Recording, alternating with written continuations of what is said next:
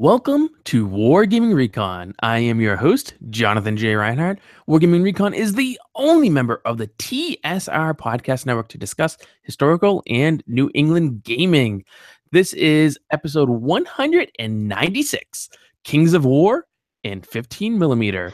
So I want to welcome all of you new and longtime listeners alike because I think you're in for a treat today. We're doing something a little differently than we've been doing lately.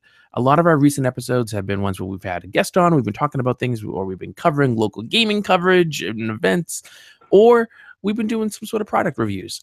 So this is a little more of an evergreen topic because I think it's something that people will always want to go back to and look at. And it actually kind of harkens back to an episode we did way back. I think it was episode 84, if you can believe, over 100 episodes ago, where we talked about wargaming on the cheap. And in that episode, one of the tips we gave, because we gave 5 tips, but one of them was to game in a smaller scale.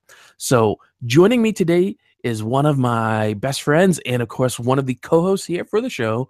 I'm referring to the one and only Mr. Alex, that sexy radio voice, Kostopoulos. Alex, how are you today? How are you doing? I'm doing good.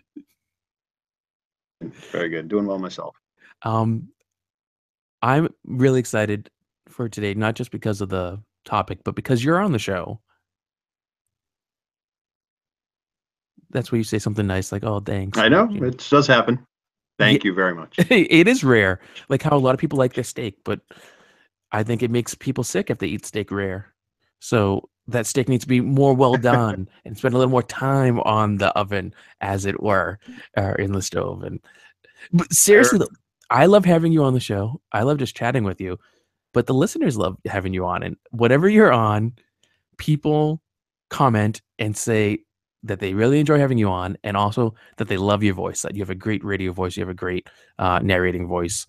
And when I read those, I think I should just go home and let you do the show, because people would actually listen then. They wouldn't be like, "Get rid of that troll, Jonathan. Let's get out." But people have written in, and normally we don't use these kind of words because it's a family-friendly show, but people have actually written in and said that they think you have a really sexy voice. So that's why I had to refer to you that way. It's kind of funny. Hey, I appreciate it, everyone. Thank you very much. With you all tonight, I am kind of working with half the equipment that I usually am. I'm using a laptop wireless. I'm using my Wi-Fi. Usual setup. The recording space is occupied at the moment, so I'm hoping everything sticks with me today. It's one of those things about being a married gamer, huh? Well, you gotta share. You do. Sharing is caring, as I'm trying to teach my toddler. That's true. Sometimes you don't want to care. No, or share. That's true, but it's one of those things we got to do, or society gets mad at us. And speaking of getting mad at society, we're going to talk about Kings of War today, right? Because Kings of War, I feel, and I could be wrong, but I feel Kings of War is really a rejection of a lot of the principles that Games Workshop came to espouse with their company, but yet a love of some Games Workshop properties, and namely Warhammer Fantasy Battle. Because Kings of War is, I'm told, Warhammer Fantasy without actually being Warhammer Fantasy. If it were like, there's none of the trademark or the names or whatever, but like you have similar races and armies that you can play as. Would you say that seems to be true in what research you've done? Yeah. From the little bit of research, and I've not played Warhammer Fantasy actually. Like you, I'm not really a big Games Workshop guy. I just avoid them primarily based on price and sort of the. I mean that's really the main. At this stage of the game, I'm a little bit cheaper than I used to be. The less mainstream if I can do it. But yes, I have heard that this is essentially the orcs and goblins are a little more dark. The orcs and goblins in Warhammer Fantasy. So I think they're a little more like Uruk-hai as opposed to comic relief. Mm-hmm. I think mainly the game plays very similar as far as I understand. And in fact, I believe the trader folks. I think I might have heard that.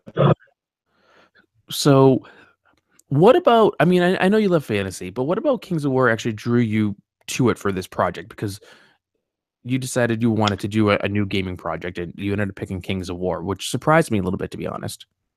Yeah, well, I kind of approached it from a different angle. I thought about I have a lot of 28 millimeter fantasy stuff because, as you know, that really is my primary um, what I like. Hmm. That's primarily fantasy.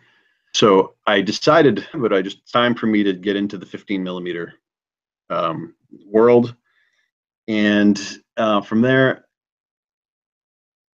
what is the rules popular that I could is easy enough would get folks that want to play.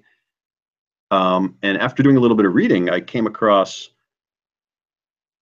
I don't know why. I watched a few playthroughs and I was like, this seems really, really easy. It seems quick and fun, and I think I can make it work. I think I can convert this. I read that plenty of people did conversions on this. So reading to kind of go about, or how much I read, I could never find anyone agreeing on base sizes. So, That was kind of the angle that I went with this. I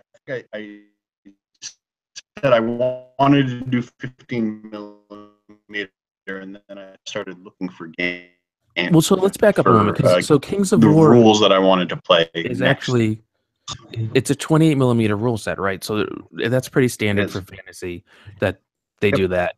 And because you wanted to do some sort of cost savings, you decided to do 15 millimeter as opposed to the 28 or even 10 or 6 or anything like that. Sort of. I think it started more the savings when I had a good 20 millimeter collection. I think I decided I wanted to spend money on a 15 millimeter collection, but I was like, well, if I'm going to do it, I want to do it cheaply. Well, yeah, So it was sort of a backwards logic. I think one of the nice things about Kings of War, and I know other companies are doing this now, but you can get the rules for free. Actually, they have it on their website. We'll have a link in the show notes, and people can get our show notes by going to wargamingrecon.com/WR196. That's wargamingrecon.com/WR196. We'll actually have links to everything that we kind of talk about on the show notes there. But you can go to their website at Mantic Games and you can get the rules. It's like a full PDF of the rules, and you just get it for free. And I mean, I looked at it. I think you actually printed them out, didn't you? I did. I did. I needed it for reference. Free rules, I believe. Will, if I'm not forgetting how that went. So I think you can kind of just get everything you need. Yeah, they have the FAQ. They have, Right. I don't, they call them starter lists, but I don't actually know if they would be similar to like an army codex or just like an army list, depending on what other games you play. Like for bolt action, you'd refer to it as an army list or like the army book. For GW stuff, people would refer to it as a codex or codicy. And it looks like they have a lot of the factions there. We're going to talk about factions in a moment, in a little bit, but they don't seem to have a faction that I'm intending to be using, which I find fascinating that it's not there. I don't really know what it means, but They are there though.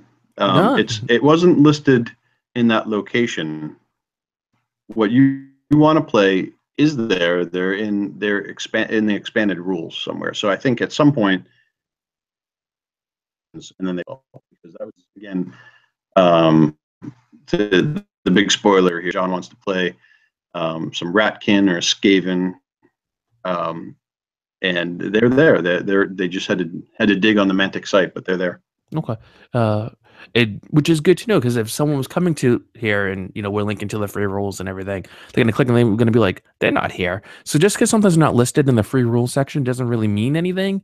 They might be elsewhere, which is it's kind of a pain to have to dig around. It's not very user friendly for sure. But you should be able to find, I would say, analogs to just about every single GW race that you can think of, and most of the other common fantasy ones and fantasy tropes out there. You had mentioned about with doing 15 millimeter that there didn't seem to be a common thread amongst others who've done 15 mil for this. I guess most people who do Kings of War, either they do the full 28, or they go down to the like epic scale. That's what, like 10 or 6 millimeter. So 15 mil, oddly enough, although popular for historicals, like with a World War II, for example, you get Flames of War, not maybe as popular for fantasy in Kings of War. But what were some of the things that you felt you would have to make alterations for in order to do this 15 millimeter scale? Because I mean, it's one thing to just say, oh, you want to use 15 millimeter figs and go buy the figs and stuff, but then like if a rule set is created for 28 mil, unless they put anything in there for like how to adjust it, it's up to you really, right? To be like, well, this is what I think would work for me and for my gaming group. And how did you approach that, and what kind of Yeah, stuff were you thinking? yeah. I mean, it was primarily up to you. I read from people to see what they thought. 40 a 40 millimeter frontage seems to be very popular, but tight and cramped for your figures. Deciding to, I thought I was halving it. In reality, I guess I quarter sized it, but I have frontage of the bases that are in the book. The reason why I did that, at some point, if I got a big enough collection, reassemble your frontage to make sense so you could play the rules just as is. If it was a frontage for a regiment, broke it down to 50, two of those would eventually make a proper size. So again, I wanted to make it compatible. Actually, originally, and you and I talked about this at length, I wanted to base everything individually. I'm so glad you didn't do that. That ended up about it though. I do, but I think the better way to go is definitely do the multi-basing. Make a nice little diorama. They can look pretty cool.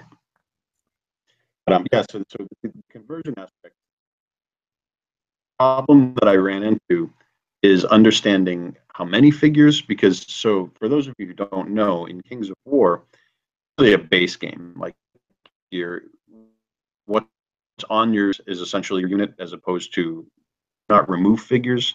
You just put a counter on your base, and at some point they either waver or they're just flat out destroyed. And so you have troop-sized bases, regiment-sized bases, horde-sized bases.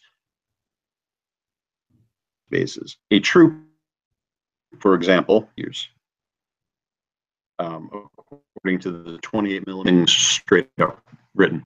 For me, using a very, very small base size, you would think that I would put a lot of figures on a troop, but I didn't. I decided to put only 3, and then 6 on a regiment, and making a horde be essentially 12. And the reason for that goes back to the cost savings, to make sure that I could get other people to play this, namely Adrian and John. And the only way to do that is to make it so that it is not a $200 overhead. I certainly didn't want to paint everybody's armies. Why don't so I can't. Yeah, go ahead. I'm sorry. No, why don't we just pull back for a sec? Because I mean, we're talking about the adjustments to base sizes and unit sizes, but why don't we actually just kind of mention what the standard is? So the game is made for 28 millimeter bigs, and I know we mentioned that a little bit already. For the basing, because you're talking about like how you thought you halved them, but actually it turned out you kind of quartered them. That for the game, and I'm looking at the rules quickly just because I believe it or not, I don't remember them. I don't have them memorized. But it's great because they actually give you common base sizes for the units, so that like if you were to have a single unit, a single figure unit, they suggest putting it on a no smaller base than a 20 by 20 millimeter base, so that if you have like enough guys, I think like a troop is supposed to be 10 guys, is that right? It's 10 figures. Correct. Yep. Standard. So if you have 10 guys on the 20 on 20 bases, you're going to get 100 by a 40 millimeter base. And as you said, it's really the frontage is what matters. So in that way, it's very much like games done by Warlord Games. When you look at like Black Powder or Hail Caesar, I guess would be more appropriate because you have a lot more hand to hand in there. So when you're looking at these base sizes, you could, as you had originally thought of basing each person individually, and you could definitely do that. But when you go down to the smaller scale, and this is one of the things you and I had talked about, and I think I was kind of relying on a crutch of my experience with Flames of War, because Flames of War, as I'm sure a lot of listeners, if not everyone will know, it's a 15 millimeter scale game. And when you base it, you don't base, or stock retail version of the game, you don't base the infantry individually. So you're going to get like, they have small bases, they have medium bases, they have large bases, and the books kind of tell you what you need for base size. But you can put as many figures as you want basically on the base, and they give suggestions on like how many people are supposed to be on the base, but they refer to the base size. So like, because of that, I know I was thinking, I thought you were a little crazy when you said you wanted to base them individually. I was like, really? What's going on over there? What do they have in the water in that side of town that they don't have in my side of town? And uh, it just, because you could fit them all in there. And then since, as you said, it is that frontage aspect. And this is why I think no matter, it's really good to know what the standard base sizes are, because if you're going to make any adjustments, like how you had, um, not only made adjustments to sizes but also a number of models on there, that I think it's very important that anyone that people play against, like with us, right, Alex, it's going to be Adrian, you and I most likely, and anyone else who plays, they're going to follow your lead, is what I would presume. But like, someone listening to the show, you're out in Australia, you're out in Norway or the United Kingdom, or Canada or anywhere else. And if you're like, oh, I like what those guys are doing on Wargaming Recon, and you want to emulate what we're doing, really make sure that anyone else who's going to game with you does the same methodology for basing. And I think a lot of us who do historicals are used to this, because certain rules have to be based certain ways, and people are always like taking the figures off their bases and rebasing them, and no one wants to do that. So you want to make sure whatever you do, that units are going to have the same frontage. And that's why, Alex, one of the things I love that you did was like, you can put like three guys on a base and it doesn't matter, because the number of figures is representative of the unit. And like, when you look at historicals, we may put like 10 figures on a base and have like 5 bases for a regiment or whatever. But like, those 50 figures represent like hundreds and hundreds and hundreds of actual fighting troops.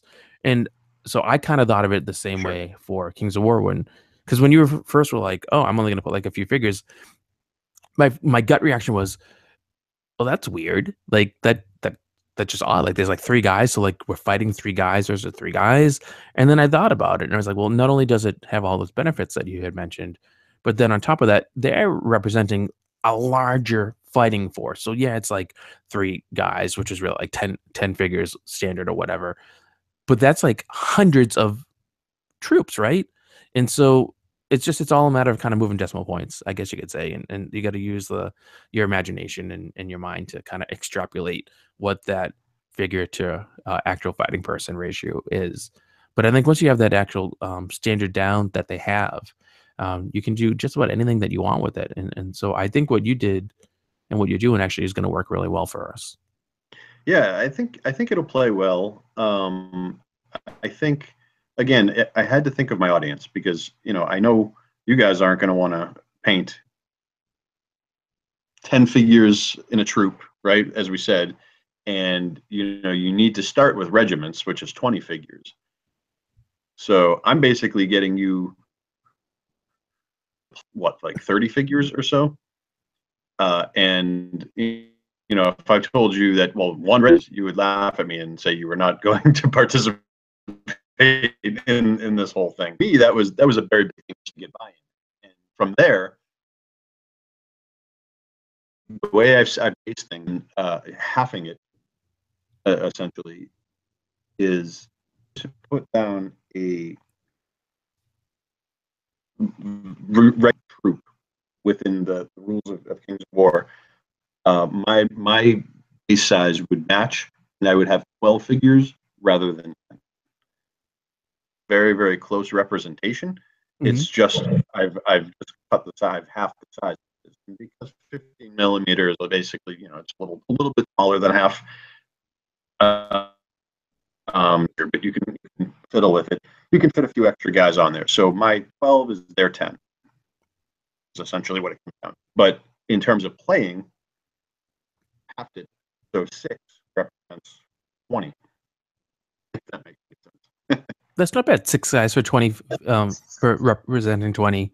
I think that it's a good way Or to I should work on say it. I've quarter sized it, which is really what it seems to be more like I've done. It's okay. And like you said, it's so one of the problems I think in general with tabletop wargaming is that there's this setup in the system, which you had to think of for this, where there's that really high level of entry. So either you have to spend a lot of time or a lot of money or a lot of whatever to get the stuff you need in order to generally get into tabletop wargaming. And that's not just true for just getting into it, but that's for any project.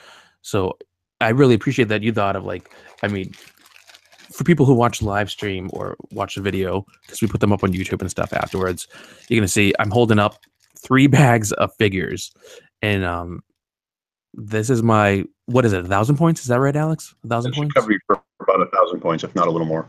Okay, so this is represents 1,000 points of figures, and I know they're 15 millimeter, and the baggies aren't that big, but like that's 1,000 points of figs, and I'm like, oh my, so like it came in the mail, and I was like, and I was actually looking because I knew it wasn't going to be a ton of stuff, but I was looking. I was like, did they forget anything? And like they threw extra stuff in actually. And like I'm looking, I'm like, so this is that. I'm trying to match it up with the list that you made. We'll talk about lists in a moment. And I'm looking. I'm like, okay, so this is that, and this. These figures are supposed to be this unit because it's really important to kind of make sure that you have your correct analogs for things. And I'm looking. I'm like, okay, it all matches up. But I was like, really, this is it? And then I was like, this is it. This is all I need. And so then like, I got really excited because, as you said, if we had to pan up a ton of troops, well, each troop is 10 figs, you're talking like 100 figs eventually, and then it doesn't get done. And again, I know we're talking about fantasy, and I keep going back to historicals, but the reason is that I think a lot of these fantasy games, especially when you look at Kings of War, which is really based off of Warhammer Fantasy, that's just a fantasy veneer placed off on top of traditional historical like ancient wargaming, and so you could just replace them with like Romans or whatever, and it's the same general style of play. So like if you looked at any of the historicals, people are used to doing what I thought you may have ended up having to do, and you're kind of doing it anyway, which is someone buys 2 factions, they assemble and paint them, and it's 2 different sides of whatever the conflict is, whatever war or whatever battle they want. So that way they always have an army for someone to play. So that way there's no obstacle for someone else to play, especially if it's like an Right. uncommon area or an uncommon period that someone's going to do. But when Right. you were, one of the adjustments you actually had to make was you couldn't just go and buy the models from Mantic, because Mantic has a whole line of figures that they do because they're all 28. So you came across a company that does 15/18 millimeter figures. And who are they and how did you come across them? Because I had never heard of them before you had mentioned it. And even after you mentioned it, I was Right. like, who the heck are they? Is the company. They make 15 mil fantasy, and known about them and coveted for way longer than I thought of doing this project. This I've known about them for years and have sort of put the 15 mil project on the shelf again because I have a sizable 28 fantasy. Needed it, but I really like the idea of being able to paint them up quick. Never had a reason, and I thought, and this is getting back to why I was going to individually base them. Just defense here is I wanted so that I could use them for crawls and that sort of thing, and maybe eventually convert fully to sell off my 28. But I didn't end up basing them, as we know. However, I still was very, very happy with the models. My only thing, and I have that over it. When I first got, I decided to get undead. I first thought the infantry was a little bit smaller, and I actually even talked to the owner of Splintered Light. He was very, very nice. I felt bad that I brought up the complaint because I thought you know, maybe they're a little small. And he said, well, that's, he's very unhappy. He was sad that I didn't like it. And to me, it was a minor gripe. Maybe I made a bigger thing out of it than I should have. And they definitely all look like they fit. I was afraid when they were unpainted that the infantry looked smaller than our. It all looks really, really nice together, I think. Well. So I got to correct myself, actually. I had said that I had never heard of them before. You mentioned them for this project, and that's wrong because after I said it, and then you started talking about them, and this is going to sound like I wasn't listening to you, and I was. But I was like, something tickled the back of my brain. So last year, in 2016, one of your entries for the holiday gift guide for episode 172 was 2 splintered light miniatures 15mm armies for $121.99, creating it from their warband section. And so you had mentioned it before, and apparently I just don't listen to you, is what it is, I guess. Yep, so, yep.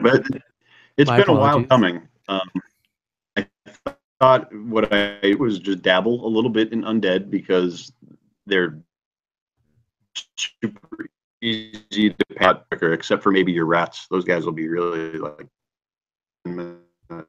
And I wanted to see how it looked, how it all hung together, and it sort of wound up being, once I realized how I could scale this, I said, oh, I have 1,000 points of stuff. I just kind of like the idea. You guys bought more armies. Yeah, they were doing a sale that you had mentioned, 20% off. Does that sound about right? Yep. 20.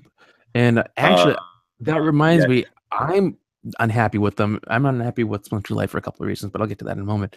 But they were doing the sale, so Adrian wanted to get dwarfs, and I mean, I love a good dwarf. I was tempted to get dwarfs, but I knew I wouldn't want to paint them. Although I have a newly rekindled love for painting. Thank you, Model Box. I knew I wouldn't want to paint a bunch of dwarfs because like my love of painting because of Model Box is like painting 1 or 2 figures. I haven't quite worked up to wanting to paint a whole army or anything. I'm a very bad wargamer. I'm the first to admit it. And I was like, if I got to paint a bunch of dwarfs, this is never going to happen. So in talking with you, I thought, well, maybe I'll do goblins because they'd be easy, but then you want to do goblins, and I don't want to duplicate because I feel that'd be better to expand. And so you picked undead, which was smart because, again, skeletons and stuff. So that's super easy. And it's like, what else can I do? I was like, fur. I can do fur.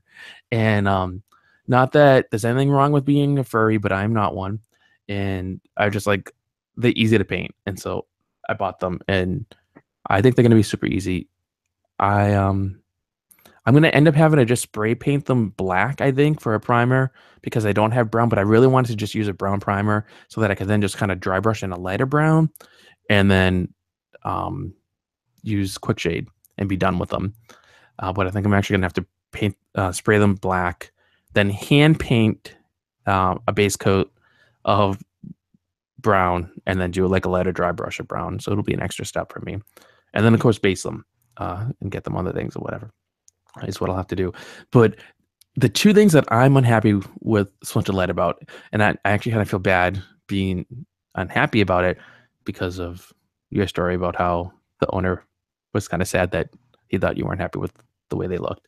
I don't know if he was sad. It was a Facebook conversation. Okay.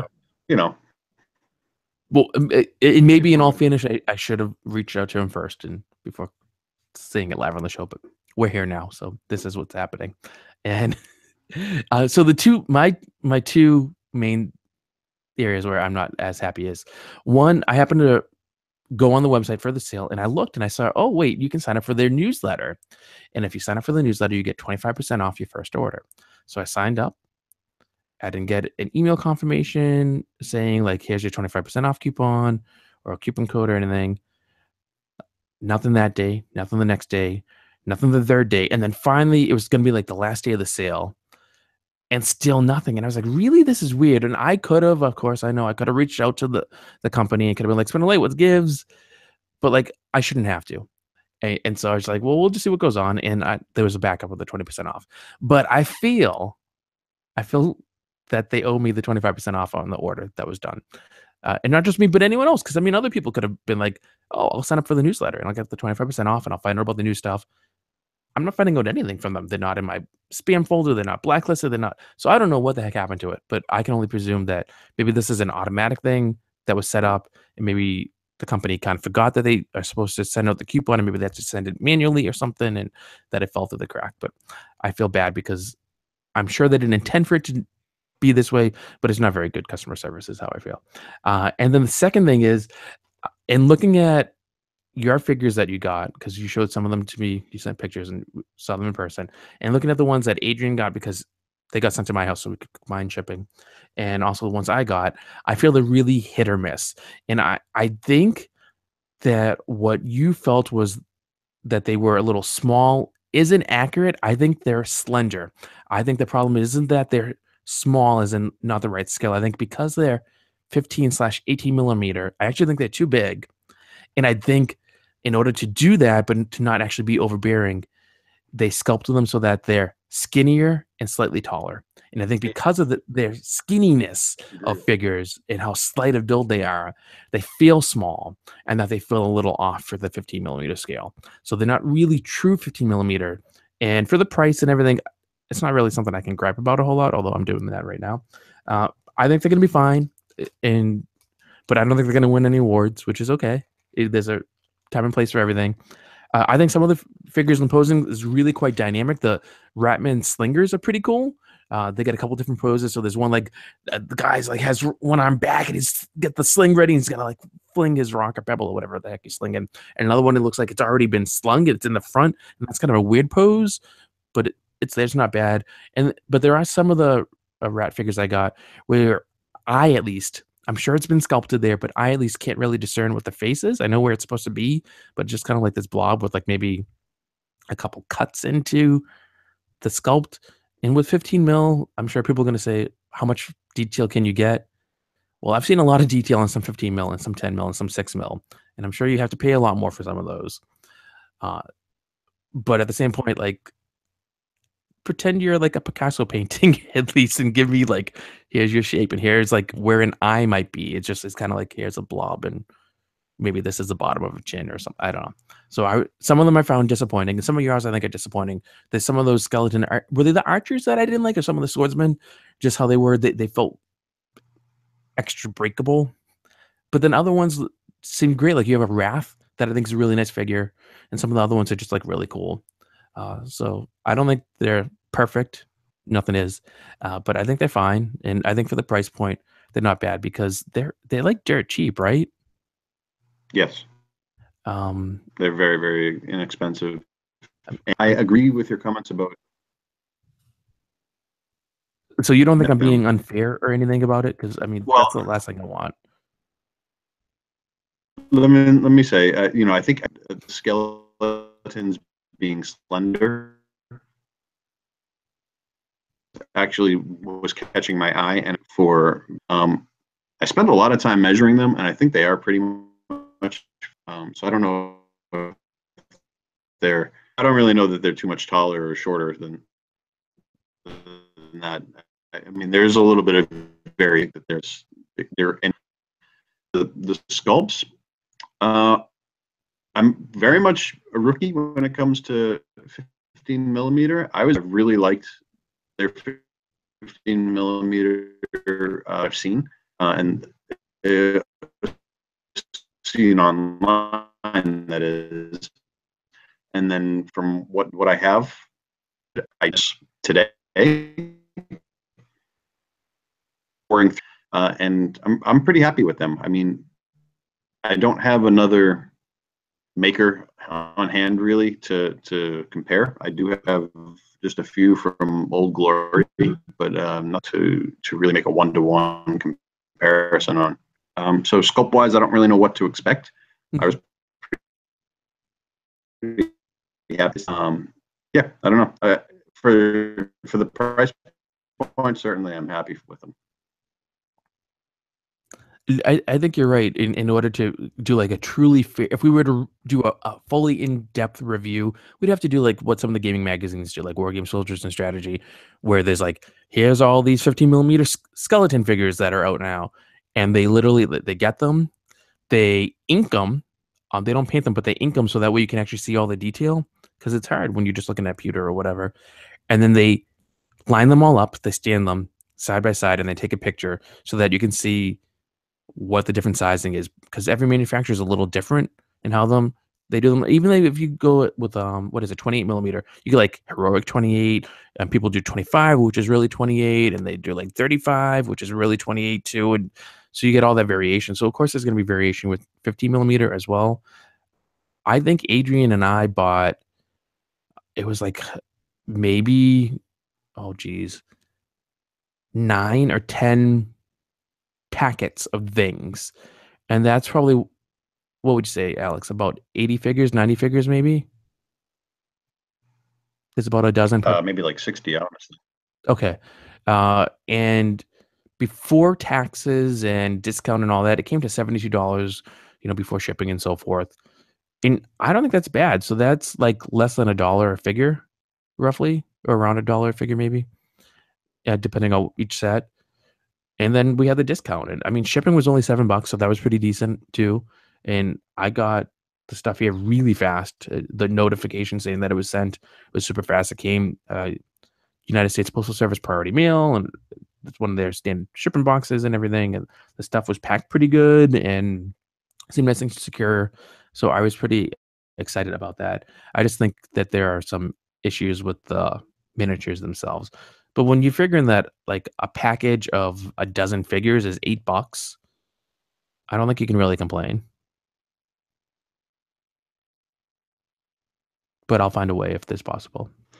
Yeah, I mean, if you're, there's always going to be something artistically, that you can, I'm sure, find that is better, for anything. You can find the best thing, and then something else can tickle your fancy. I don't know. They certainly work. Bought quite a few at this point, so. Yeah, they're not bad by any means. And actually, I got to say, some of the ones that Adrian got, he ordered Dwarven Shield Maidens, and they look fantastic. Like because I was going through his stuff because we did an unboxing video. It's on our YouTube channel. You can find it. And I looked at them. So I was going through everything, and like some of the rat men people figures and stuff I looked at were like pretty cool, and some were like but then I was looking at his, and when I got to the shield meetings, I was really taken aback because they looked so good. They looked as good as some of like the really big time gaming manufacturers that you see out there. Something you might see from like a Battlefront or from a Warlord or even from a GW. And as much as I have this love-hate relationship with GW, I can't deny that their models look amazing.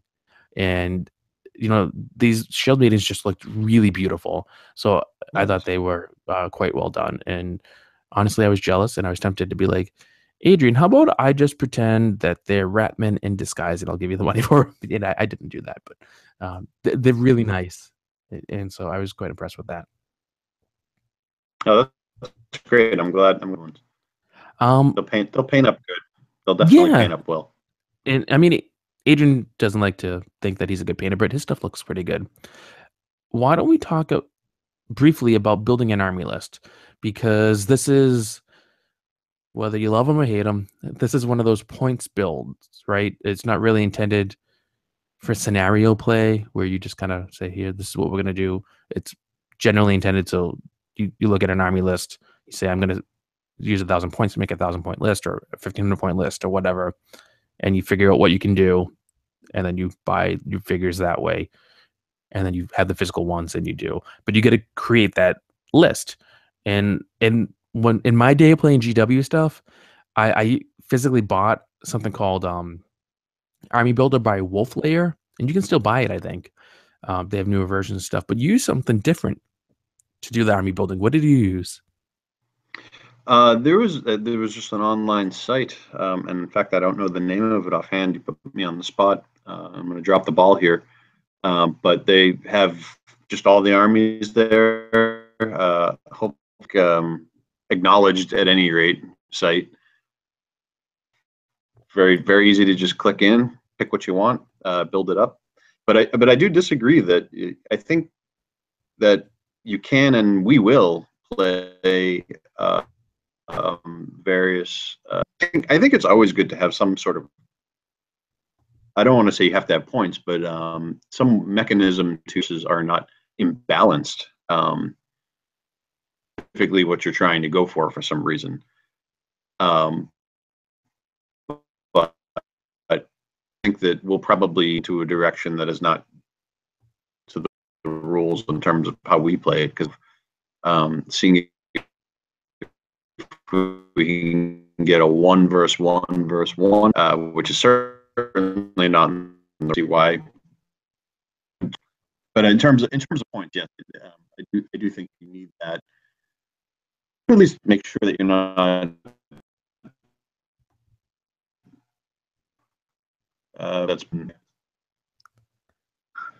You disappoint me. You might have the great radio voice, but I really thought you were going to get the name for the company. But that's okay because I did my homework. Uh, I does Easy Army sound right? Yeah, Okay. It does. Now that you say it. It's kind of like, you watch a TV show or a movie and you see this actor or actress on screen and you're like, I know them. They were in that thing, and you can't think of the other thing that they were in, or the other character. But as soon as like your significant other is like, oh yeah, they played such and such, and you're like, yes, that is them. That's what they did. And then you remember as if you had always remembered. And never looked at what it was again. One of the neat things for listeners, a little like kind of behind the scenes bit of info, which I told you, but you didn't seem as excited about. Easy Army, it has a lot of different properties that they cover. They cover like Bolt Action and Flames of War and Saga and of course Kings of War. But they actually started because of Bolt Action, and because of that, they're either like supported or sponsored or somehow part of the WWPD News from the Front suite of websites. And the reason why that might be of interest to listeners, and honestly, I thought it'd be of interest to you too, was that the head of WWPD, Stephen McLaughlin, has been on the show here a couple times, and he actually helps out with Jasper Ortiz when WSS Magazine does their annual Great Wargaming Survey.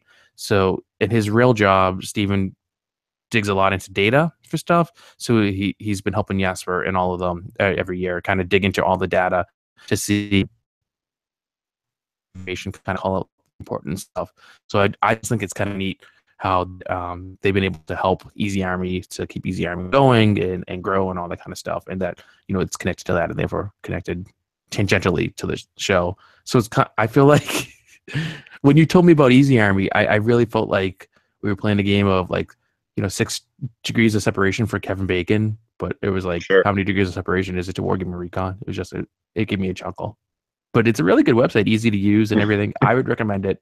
I know I mentioned the Wolf Layer product before, but just about any game you can think of that uses points, they have a website for it.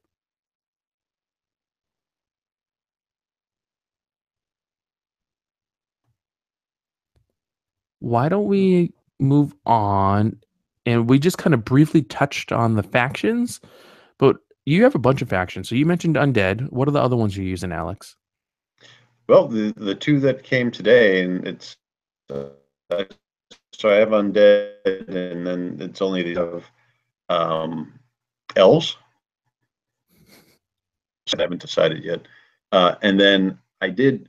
Splinter Light had a package for goblins and orcs, 2 separate lists. So I don't think that I have enough. I have to sit down and sort of think about this, but I don't think I have enough for a full list for either.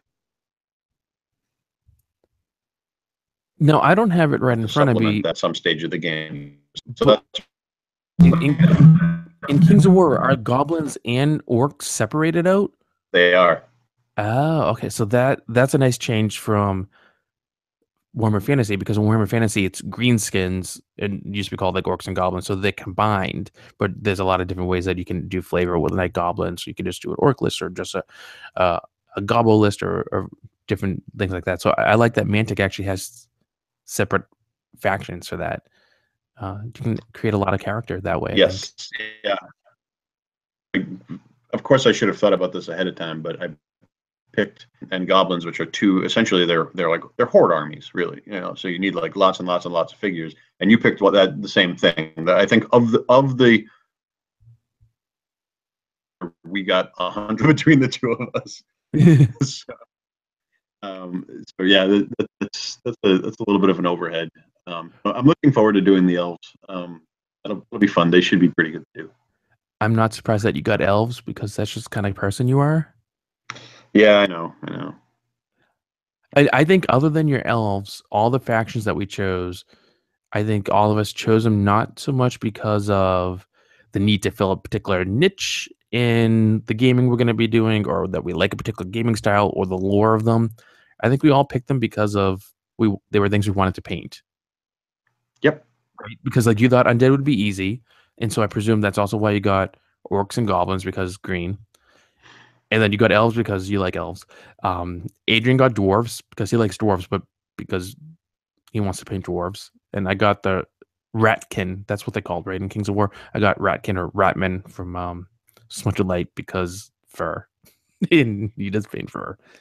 So it just shows people that's one method. I'm not saying it's the best method, but it's one method you can use to pick what forces you want to do for any project you're going to do. And then you're mostly correct. I picked undead because I do like them very much. In every game, I play undead, I play orcs, I play definitely some sort of green skin, and then if I play I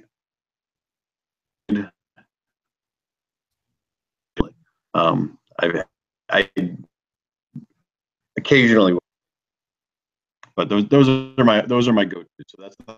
But would you say the primary reason you picked undead was because you like undead, or because you thought they would be easy to paint? They would be easy to paint. Okay, that's what I thought. And I knew that definitely the ease of painting them was a factor. They were going to be my go-to anyways, because that's just, I don't know. Okay. If I'm going to randomly pick something, if you're going to line them up and randomly pick something, it's 9 times out of 10 it'll be undead or a goblin. Yeah, I mean they're a pretty standard villain in gaming. I just enjoy them. I think they're good. I think they're for other games. They're always there. Okay. Well, I think we covered the 15mm Kings of War project. I should say we haven't played a game yet because you just got more stuff, and I have stuff next to me that is still in baggies, and I haven't given Adrian his stuff yet because I haven't seen him. But we're going to be talking about that too because we're going to talk about some recent gaming that we've been doing. Do you want to start things off with some of your recent gaming? Oh, what have I played recently? Well, I really, honestly, because I know you've been played busy. a few mini games myself, to sort of just get used to the rules and that sort of thing. So I've sort of just and played against myself, and that has been the primary war game that I've been playing at this point. I have dabbled a little bit, playing a little bit more Song of Blades and Heroes. That's my go-to rule set. I've said this before. Just quick, easy skirmish. So that's one that I've done.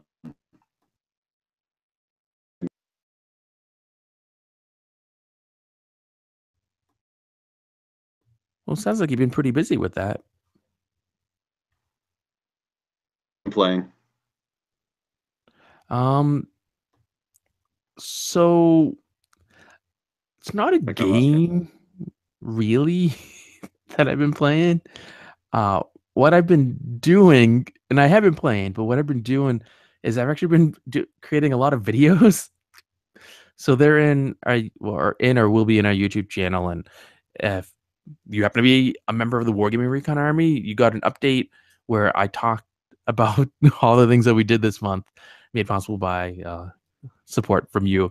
And one of them was all the videos that I've done. So there's been a whole list, a slew of unboxings and other stuff, which I know you don't really understand the appeal of unboxing videos, which I don't understand how you don't understand the appeal. But one of them was the Splintered Light video. So I did that and I showed the figures, and I did that thing people I'll watch that one. Did you? Because no, I did. I will watch that one. I didn't know it was posted, but I will watch. It's not the best one. I still got to get our stinger in the front and do like but the stream of it's available.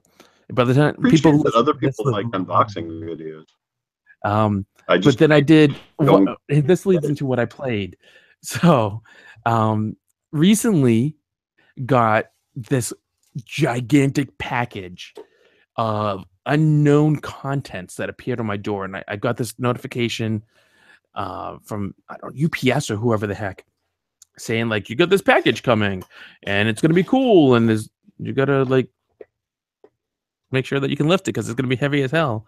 And it turned out it was from Dwarven Forge. And so behind the scenes here, and you probably hear some noise because I'm trying to dig out the stuff. Behind this, get out the box. Okay. Behind the scenes here, should probably edit that out. But behind the scenes here, I've been working for a while to try to get some Dwarven Forge stuff for us to review on the show. And Alex, this has been a long time, right? Because I was talking about it when they were doing their Kickstarter that I tried to get you to back, and you said no because you're weird like that. And even before that, I was like, we should get some Dwarven Forge stuff to review.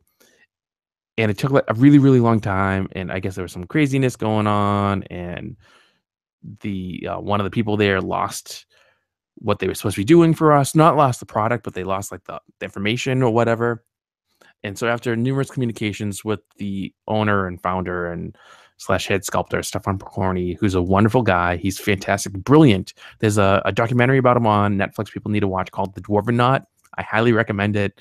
And so he was able to get things set up. And so this package came and I opened it and it's like $700 worth of painted Dwarven Forge stuff. And if people don't know Dwarven Forge, we'll have links. And you will know about them by the time we're done doing all of our content about Dwarven Forge. But basically, it's intended for people who play role-playing games. And like, Alex, I don't need to tell you because you know what Dwarven Forge is.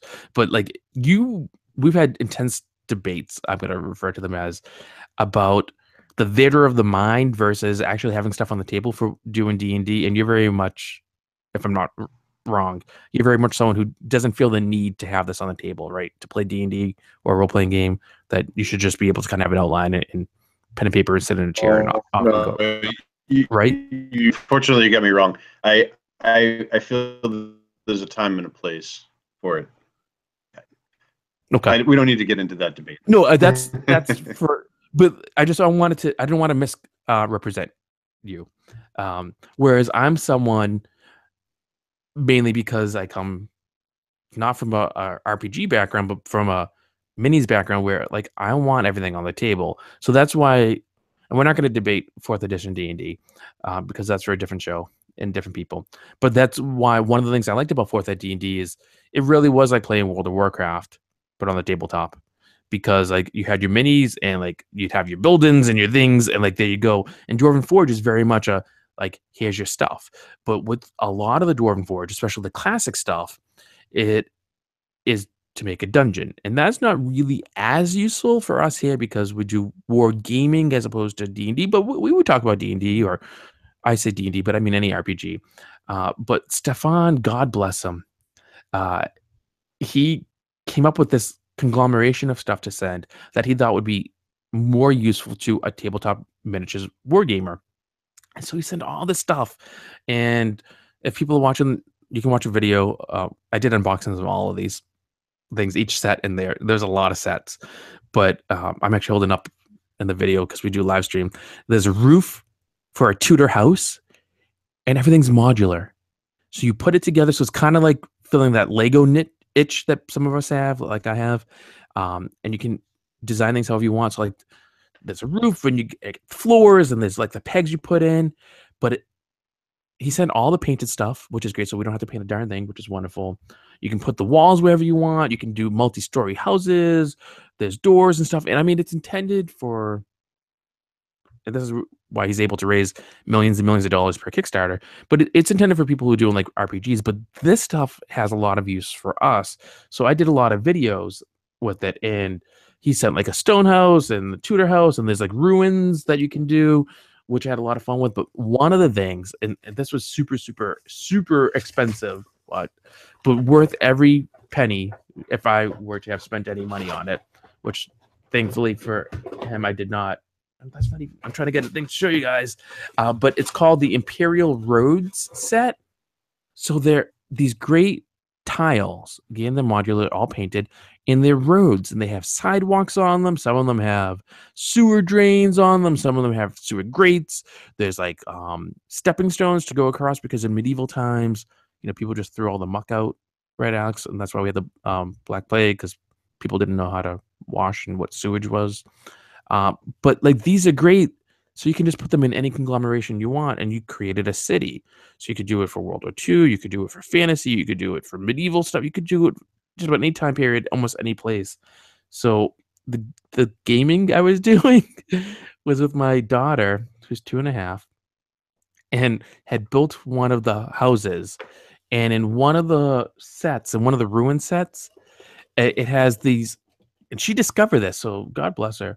The roofs on the buildings, Alex, they're magnetic. And so you can put Uh, that, accessories on them. You can put chimneys on. There's assassin perches you can get. There's balconies. There's gabled roofs, or there's fire. So there's some fire pieces that are made out of plastic.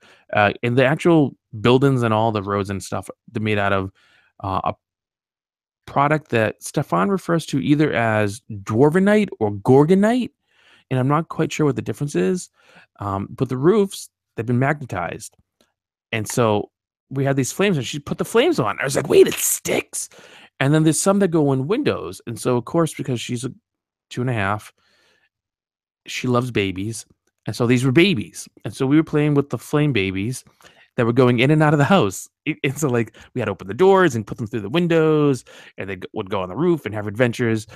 And so that's the gaming I was doing. But I tell you, it was a lot of fun.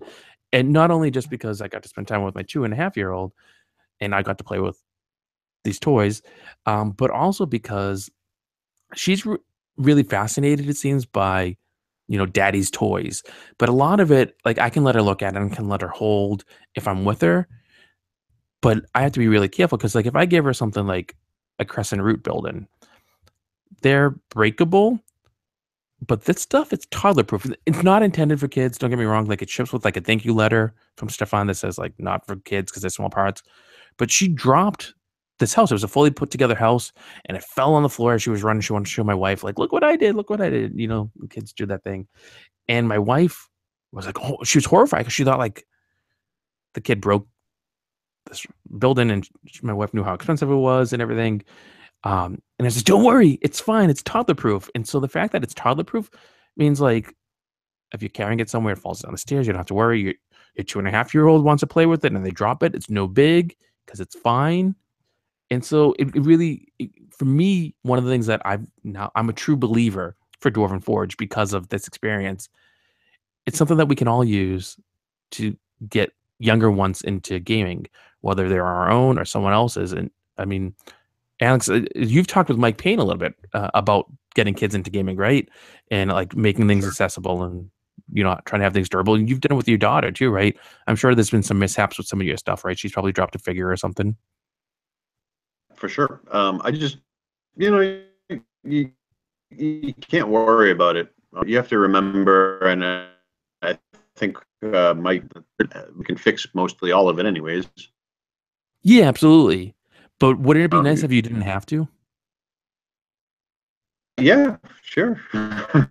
So like you get one of these, and Dwarven Forge makes minis too. I think that 1/72nd scale minis, I think. But they make minis, and you can have like a town watch. They have Ratmen, so you could do skirmish battles, you could do war bands and things like that. And if the stuff falls, and that was terrible for the It's audio quality. gorgeous. It's gorgeous. It's durable, and it's expensive. Yeah, and like it's great. So I love it, and I tell you, I've been spending a lot of time just building stuff with it and playing it, and we have more videos that are going to come out. So this is a recent gaming I've done slash a notice that early 2018 Stefan's coming on the show. So we're going to be talking about Dorn Forge and him and everything. And Stefan's a lot of fun. I've gotten to know him a little bit because of TotalCon. I get to go to this special industry professional kind of event, and I don't know that they've realized I'm actually there, that they let me through the door because I don't really consider myself an industry professional, and I know you guys don't, because Adrian always makes fun of me. And but we have a good time, and he's there, and he's a blast. So it's neat to kind of hear these behind the scenes from the people who actually make the games and everything. Like, it's a cool place to be. And so I'm very grateful to Stefan for the stuff that he sent, and I'm looking forward to getting more. I there's no way I'm going to be able to afford this, but I really want to get. They've done a whole castle series, and I want to buy the fancy castle that's over $2,000. Thing's pretty amazing. That thing is pretty awesome. But it's neat, right? I mean, it's fully modular. You can do a lot of stuff. It'd be great for all sorts of skirmish gaming for us.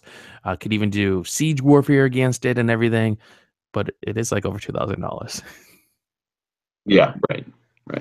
But it'll last. I And mean, if yeah, there's only one knock on Dwarven Forge, and it's the price. yeah. It's gorgeous. It's amazing. I mean, it's just mostly out of the price range for, I think, a lot of people. But that's well worth the money. I do have to say that, like, when when I'm saying we, I mean like the show. When the show kind of deals with manufacturers and vendors and companies for review purpose stuff, we do try to see if we can either get like a review copy of the stuff, something either we keep or we give back, or like a review discount or whatever. And if Stefan hadn't been able to do what he was able to do with this stuff, we couldn't afford to get $700 worth of Dwarven Forge stuff for review. Just like, it's not possible. Right. But the stuff is gorgeous, and like, if I had the wealth of my own, like, I'd just buy tons of this stuff and stock it up. And I mean, it's beautiful. We'll do a whole proper review of the sets and everything on the show at a later point. Of course. Got to get you over here though, so you can see it in person, because you've only seen pictures that I've sent you. You need to. I owe you a visit. You do owe me a visit. This stuff is so good. I'm like as giddy about Dwarven Forge as I've been about the Scarbox battle mats. Although I haven't quite figured out how to like drape the Dwarven Forge over my shoulders to make myself into like a Dwarven Forge superhero. That's the thing. You can't cuddle Dwarven Forge the way you cuddled the cigar box. Yeah, it's not the same. Lord. I'm sorry, people. I cuddled a roof from one of the buildings, which you cannot see on an audio podcast. But I apologize for everybody. We'll get into cuddling stuff in a minute, which is kind of odd. I have a brief topic, actually, that's different from everything that we've kind of talked about, but sort of related in that it deals with things that are hard to find on gaming companies' websites. So Warlord Games is doing this new thing where their new hot property is Test of Honor. People might know it's their feudal Japan game. I played it with Adrian at Huzzah. Yes, at Huzzah. 2017. It was a lot of fun. It's a skirmish kind of game. And of course, with any set of rules, you're going to get like an errata, or rather the need for an errata or an FAQ. So Warlord Games is doing a special FAQ for Test of Honor. And what they're doing, Alex, is making it a living FAQ, kind of like a living rulebook, so that it'll be amended and updated over time, which I think is neat, because you don't have to be like, from the FAQ of this date or FAQ version 4.9, like, it'll just be, here's the FAQ, and it has everything that you need. Like, you don't have to look for different versions of it. You get the FAQ and that's it, right? So that kind of makes life easier. Or at least I think it does. Yeah, it's brilliant. I mean, that's how they should really. It's causing some controversy, though. Why? So I'm laughing because what doesn't cause controversy nowadays? The way you get this, like, I went on their website and I couldn't find the darn thing. I went into the Test of Honor area. I couldn't find it. I went into the article area and I couldn't find it. And eventually I did a search for FAQ, and it was somewhere on the list. Like, I had to scroll down a while and I found it. And they have this news blurb from earlier in the year, May or something, I guess, saying that they're doing like a video series and they're doing a podcast and doing this. And by the way, they're doing an FAQ, and has a link to the FAQ. But when you click the link, it doesn't give you the FAQ. It brings you to a page on their web shop where you quote unquote buy the FAQ for $0. It doesn't cost you anything. But when you quote unquote buy it, and the reason why they use the word buy, and the reason why I'm saying buy quote unquote is because you're not actually giving any money, but they added it to their web store. And as part of that, in order to get it, you need to have an account with their web store. And if you don't have an account, you got to create one. And part of creating one is you have to give an email address and you have to give a physical mailing address. So even if the only reason that you're signing up with them is to get the FAQ and you will never purchase from them directly, you still have to give an email address and you still have to give a physical mailing address. And only after doing that will you be able to check out your cart and quote unquote pay $0 to get the FAQ.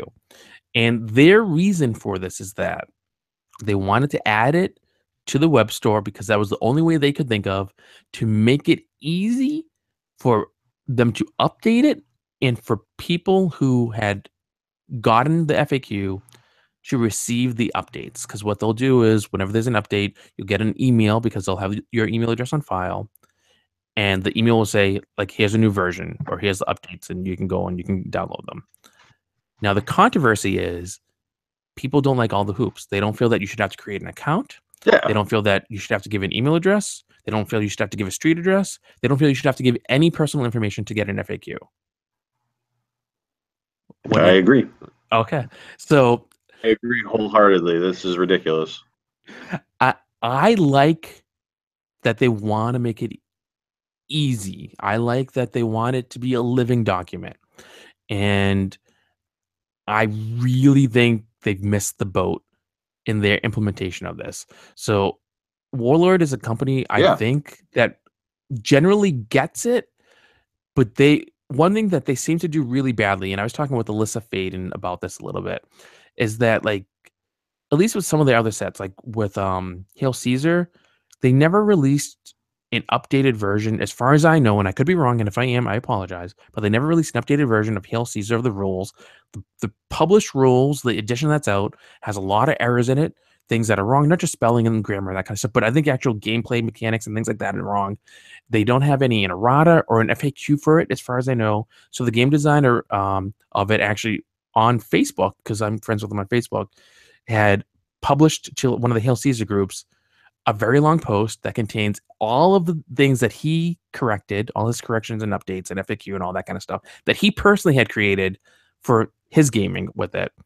But you can't find it on the website anywhere. You can't find it. So you have to belong to Facebook. You have to belong to this group. You have to be connected so you can then see it.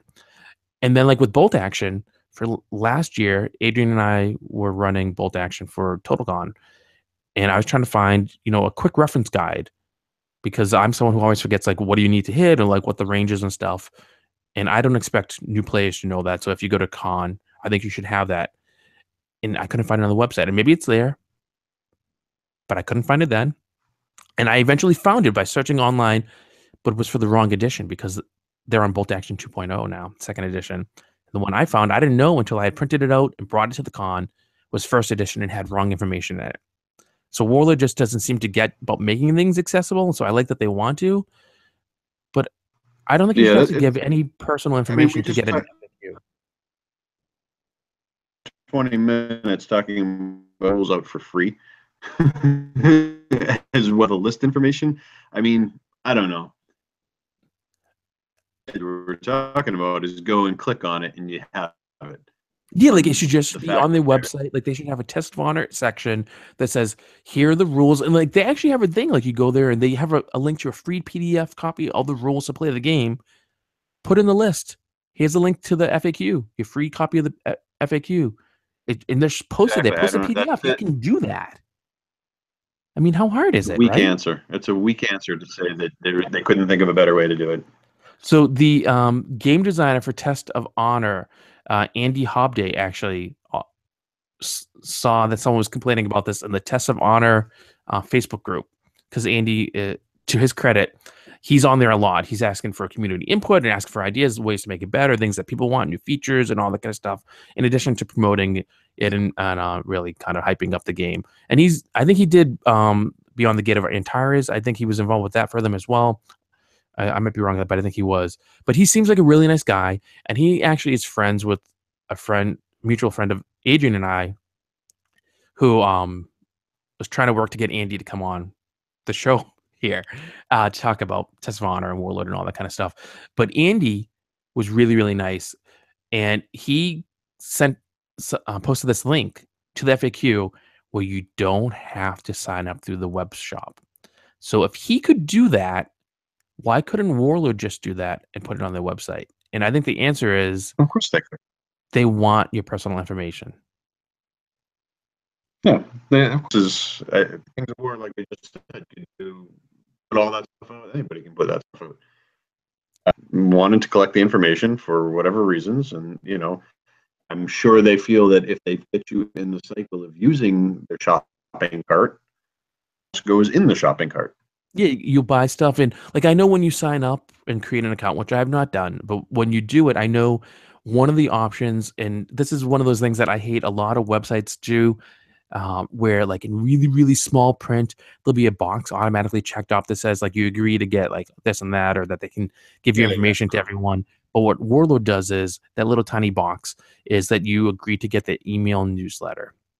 And that's the thing that a lot of businesses and actually podcasts are doing. And one thing I've toyed with the idea of doing, which is getting an email list, because they say that's how you really create good bonds and relationships with your customers or your audience or your users, and that you can then use that to monetize what you're doing. So like businesses do that because they know once they get your email address, they can send you anything because it doesn't cost them really anything to send you it, and then they can market to you directly and they can get you all this stuff. And eventually, you're going to buy in if you didn't, unsubscribe from the list.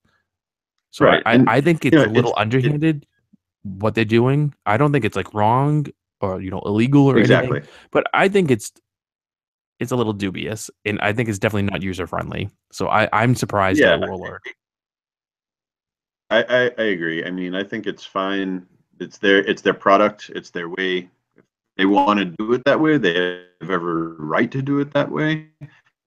I don't think that that's with the community. He really wants to have to, like you said, jump through the hoops to get something that they should just be able to have to play the game. I mean, that's the point here, is that talking about essentially an errata, right? These are Mhm. mistakes that were made when you paid money to get the game, but like they're over time they said, oh, we wanted to fix this because this is not right. That's what an errata essentially is. Yeah, You exactly. have to jump through any hoops. You should not have to jump through any hoops to get the thing that you've already paid for to use it. Yeah, like people either bought the rules or they got the free PDF, but they bought the figures, they've been playing, and they're like, in this situation, this doesn't make sense, or I don't know, like, how is it really supposed to go? And so they write in, and Warlord is like, well, this is how it plays out. This is what the rules mean. And you shouldn't have to Right. be like, let And me sign into my account or create an account and give you this, do that, and that to get. It should just be like, here it is. And you print it I out. think Or, underhanded is the word. It's not wrong. It's not flat out wrong. They have every right to do that if they want. But again, it's really not going to win you any points. Why no, bother? yeah, it's not user friendly at all, is what I think. But Right. I know my default in life is to be that curmudgeon who says, get off my lawn. And I try to rein that in so that I like to provide a neutral, unbiased platform for any of this kind of stuff that cover on the show, so that I can then be like, give legit, like, is it good, is it bad? And like I read That's just what they silly were though. Like, doing, and my gut reaction was like, what is this? And and I did that stupid thing. I was like, I think I'm going to talk about it on the show tonight because we're recording an episode. yeah, stuff like that's just silly because there's really no reason to do it other than for your own personal gain of some way, shape, or form. Like if the best they can come up with is that they couldn't figure out how to make it so that people would get it, other than to go through their checkout process. Yeah, I don't know. I need a better reason. Well, Warlord, that's our stance here, and we're standing by it unless we change our mind. However, that game itself,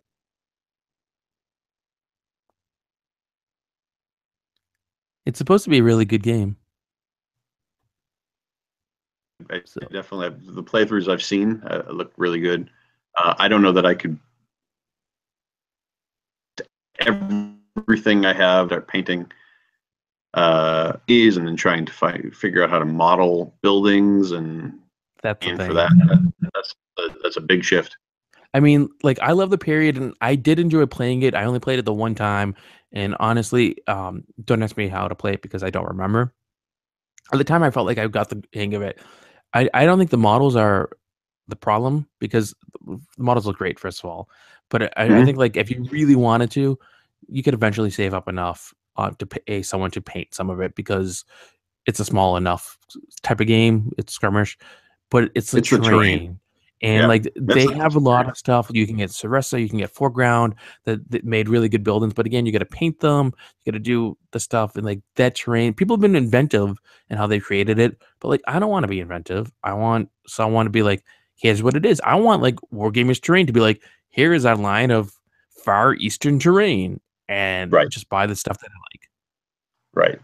And I the want difficulty again from my point of view, uh, everything with a European flavor can sort of be reused in other games, other rule sets, other periods. That is very, very, very specific, it and is. you have to marry that. You're going to do your modeling. I mean, it's beautiful, but you're marrying that period for quite a while if you're doing that. In like I really do have a strong love for feudal Japan. It's a period I love. I'm really drawn to it. But knowing me and our gaming group, unless things change drastically, even if we were to play it, we wouldn't play it much enough. At least definitely not enough for the cost of time and expense for it. And even if we did, like we wouldn't stick with it long. So like it's not something I could get into. But I think it's fascinating. I love looking at what people have done with it and seeing them share all of that. And actually, speaking of sharing, why don't we move on to mailbag, which I can't say anymore is my favorite section of the show, even though it is, but people make fun of me for saying it's my favorite segment of the show. So Before we do that, I just want to say one thing real quick. That period I would also commit very heavily to, but again, other people wouldn't Sengoku, want to. yeah, it's great. I Warring do love States, that period. it's beautiful. It just makes me think of all those great Kurosawa films that I love. Yes. Yep. So Go ahead, mailbag, mailbag. we Mailbag. got a couple bits of feedback that I want to share. So the first is from you two because when we record episodes of the show, we record it live, we stream them out, and they go up on YouTube so people can watch them on YouTube. You can see the whole unedited thing, warts and all, and get that there. And then we also put other videos that we do. I mentioned the unboxings and stuff.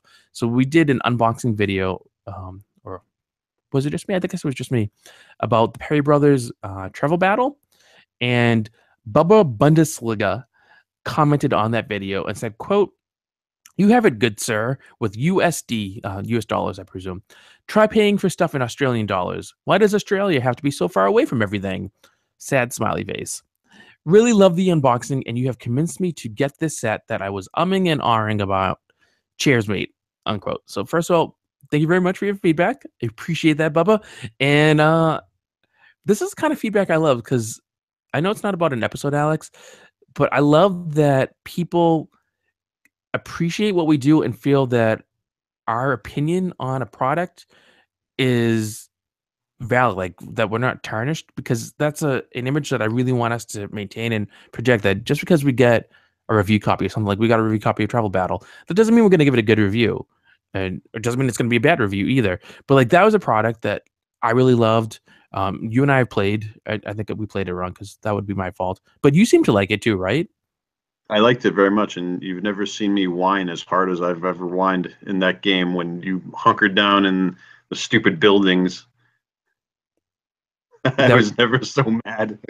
that was probably something I did wrong, as I admitted at the time, and again now.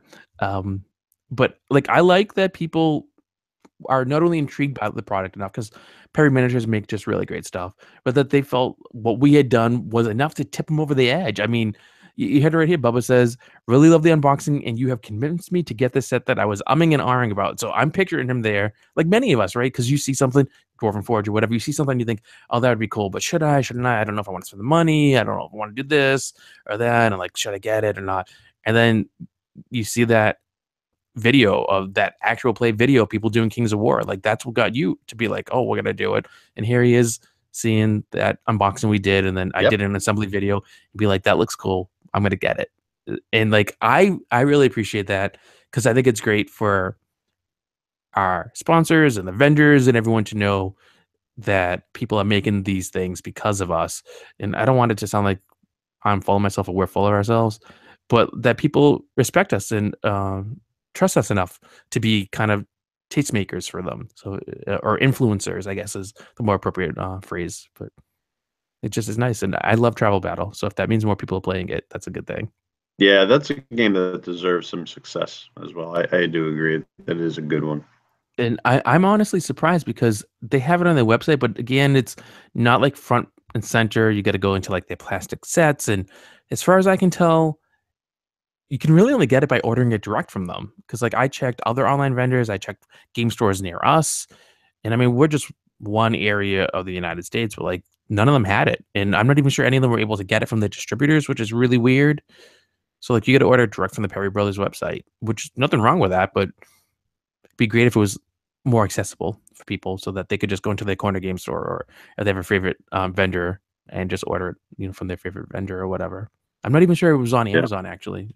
I might be wrong about that, but Hmm. I don't even know if I it was didn't. there. I don't Even know. I didn't look.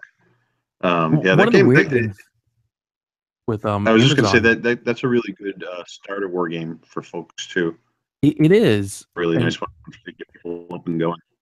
well, I love because like the whole premise of it is that um, when one of them was recovering from surgery from his reenacted and blew his hand off.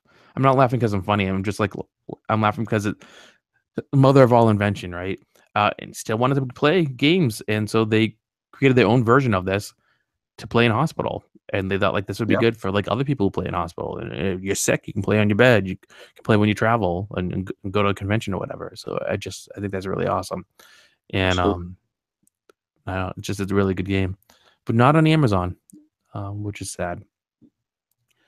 We also have a bit of feedback from Twitter. Listener at Drake Poledragon said, quote, OMG, I didn't appreciate just how soft and luxurious these at Cigar Box battle mats were until now. Can't wait to use them. And they shared a picture of one of their children hiding underneath and playing in a Cigar Box battle mat, which made me think about when I draped it all over myself and pretended I was a superhero. Yep. Well, as I've said, you for starters, but you cannot drape a dwarven forge piece over you. Only cigar body. I had a pretty funny series of tweet conversations with this person about it, and I suggested that they might actually want a game on it too. But then we had this running joke about getting different designs on the mats, and each design would be like one of Batman's suits that would be like a different aspect of my cigar box battle superhero persona. And like which ones you would get and like what colors would you use, like would you want the European mat, would you want their like sunken temple, the hidden temple one, or would you want like the cityscape, or like the one you like what would you want, and like what powers would you get with each one. And so we had a lot of fun on Twitter, which is just my way of That's all. saying we're on Twitter and it should be fun. But I want to say Cigar Box Battle saw all the tweets and they loved them, not only my witty responses about being a Cigar Box Battle superhero, but also at Drake Pole Dragons. And again, we talked about Cigar Box Battle numerous times on the show. We had one of the fellas on earlier this year and talked about it, and they alluded to the Kickstarter. And we did a video when the Kickstarter came. We did a video before the Kickstarter because they sent a preview copy of the double-sided mats. And I got to say thank you, Alex, because you're the one who turned me on to them way back, and Yep. they're just Yep. really cool. Yep. They are. One day I will They are great stuff. wear my wife down and get her to agree to allow me to put one of them as a blanket on our bed so that I can then war game on the bed before bedtime. Then you want it as a tablecloth. Yeah. Well, so before we were recording tonight, I was drinking some water, and I spilled some water on the mat, and I was like, "Oh no!" Forgetting that it's washable and doesn't really matter, but it beat it up. And I was like, I love these mats. I love them so much. It's the little things in life, but I really love these mats. Worth every penny. Again, highly recommended. Everyone, you should get a Cigar Box Battle mat. And I can tell you, they're going to be doing another Kickstarter. I think in 2018. I don't know what they're going to be doing on it. I think probably different designs or whatever. I suggested they do a 3x3 mat because I know someone who really wants a 3x3 mat. 3x3 or 4x4 would be lovely. Yeah. So we'll see what they do. But they are going to be doing, I think, another Kickstarter in 2018. I think they've seen the light and they've done really well. And I have to say, they are the only Kickstarter I've ever backed, and I haven't backed a lot, but they're the only one that I've ever backed that not only delivered what was supposed to be and did so timely, but they did it before the deadline they said. So like they said the stuff would be delivered and out by November, and I got it like in October. Wow. I was thoroughly impressed. It was like a month early. That's something that matters to me when it comes to Kickstarters. Cigar Box You know my Battle. stance on that. I mean, they're not all like this. I just got an update from the miniature Wargaming movie people who did a Kickstarter. We had them on the show a few times. Joseph Piddington with another update, and they're like 2 years behind or whatever. And I know making a documentary is hard, and I get that there's challenges and all that, but like it's taken quite a while. So I'm sure it's going to be a beautiful movie. I can't wait to get my copy, but it's just like I wanted it already, and it's going to come out. It's not going to be failed or whatever. We will get it. I know we will get it. All of us who backed, but it was not like delivered a month early like Cigar Box, and different products, of course, different things entirely. But Cigar Box Battle was a month early for me, so there's that. And I'm sure they'll be really timely for the next one that they do too. Maybe I'll jump in at that point. I wish them all the success that they can get and then some, because not only are they fantastic and, as you know firsthand, provide great customer service, but they're just really nice guys. Absolutely. I do highly recommend them. Why don't we move on to announcements? And what do we have here? So we have our Wargaming Recon Facebook group. I know you don't like the name of it, Alex, so I'm not going to say the name, even though it's a fan club Facebook group. We have some fun discussions on there, and you've been sharing some pictures of your Kings of War on there too. So that's kind of cool. Yeah. It's a nice great community. Yeah, I mean, it's not big, but it doesn't have to be. Fun people. I like talking to everybody. One of the pillars, I think, of the community there is Jack Sarge of Jack Sarge Painting. Yeah, his painting. God, he's so good. He is so good. He does it full time too. He's down in Tasmania, I think, and he's talented. Stop being so good. I know whenever I look at the film, I'm like, maybe I shouldn't paint anymore because like I will never be that good. And it's not a good attitude to have, but I'm just like, I will never be that great. I should just give up now. But he really is a good attitude. That's a bad attitude. He's phenomenal. Oh my God. Amazing. The Vikings that he did recently. Yeah. So good. Loves all his Dark Ages. And those were commissioned. That was commission work that he did too, I think, right? Yeah, he didn't even get to keep it, which I know. That's tough. I guess if that pays the bills, that's pretty awesome. It does. And like I know he has a kid going to university, and I mean I don't know what his wife does, but as far as I understand, this is his full-time job. And I'm like, that's pretty wonderful for him. So people he's good enough to make it such. Yeah, I mean he's really good. Just really, really good. We should also thank our Wargaming Recon Army members. So I want to thank Patrick and Kyle from Vermont. And we have some changes coming to Wargaming Recon Army, which is our name for our Patreon crowdfunding. So right now we're $1 away from our next goal. And once we get it, we can buy more equipment and things of that kind of stuff. And you can become a member by going to wargamingrecon.com/Patreon. It costs as little as $1 per month. But I've been telling our backers there for a while that we're going to be revamping some things because we've talked about over on Wargaming Recon Army about ways to redo the backer rewards, because we have levels right now where you can be thanked on by name on the show. You can get like a T-shirt, or you can get custom dice, or a bumper sticker, or different things, postcards, and so forth. And um, I thought it would be neat to kind of change some of the levels up and do different rewards. And got feedback from our Wargaming Recon army members, and just see what they like. And so these changes are gonna begin in January. And I just thought I would share what the changes are. This isn't the whole lineup of rewards, but just what the changes are, because I'm actually really excited about some of them. And I will admit that, like the quote goes, great minds steal. So I stole some of the ideas from other podcasters for things that they do. So we're going to have a new reward level costing $3 per month. It's going to be called Radio Man. And that will allow us, if you choose to back at that level, we will follow you on social media on Facebook, Twitter, Instagram, and Snapchat. And you'll also get early access to podcast episodes before everyone else, and you get extra content and things of that sort. We're revising our Thanked by Name episode. So that's the one where, like, I think Patrick and I think Kyle from Vermont. And so they've backed at a level where that's included. And currently, you can choose that level, and it's $7 a month. But we're lowering the price on that to $5 because we really want to get more people where we thank you by name on the podcast. So we're dropping that to $5. And then we're going to create a new section on the website.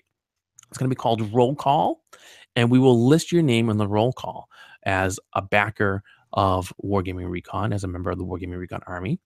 We get a new level called Army Rations. So this was the one that I was most hesitant about, Alex, because I've gone back and forth with these physical rewards about whether it was better to send them out monthly or whether it was better to have like a consecutive thing. And honestly, I love sending out the physical rewards, but sending stuff out every month is killing me. I'm just like, every month I'm like, I got to send it out again. And like, I want to get this stuff to people, and I'm so appreciative for everyone's support, but like, all that postage and all that packaging of everything every month, it's just like, oh my goodness. So The what would house. yeah, I know. It's gotten to the point where I'm like, I wish I could pay someone to do this part. So instead of doing that, instead of being like, let me find a high schooler where I can give some money to do it, we're creating a new reward level. So we're getting rid of all of our physical reward levels. So they won't be we might be keeping it at the t-shirt level, I think. But otherwise, there's not going to be a postcard level. There's not going to be a dice level. There's not going to be like measuring tape level, no bumper sticker levels. Like those are all gone as of January. So December 2017 will be the last time you can get those as individual levels. And this new level is going to replace them. It's called the Army Rations. So what you got to do is you got to back at this level for 6 consecutive months. It's $10 per month. And then after those 6 consecutive months, you get a package. It'll be kind of like getting a model box where it'll include physical rewards that you would have got separately. So you get things like a bumper sticker, you'll get some dice, you'll get postcard, you'll get other things that we kind of come across that we think are kind of cool and neat, some surprises. Other than the core kind of content of them, no two boxes will be alike.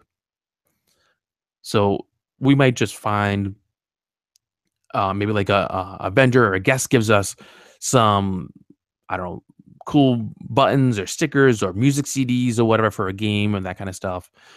And we'll throw it in a box. And we'll say, here, you get this, and we'll send it out every 6 months. So we'll keep track if it's been 6 months for a backer or not.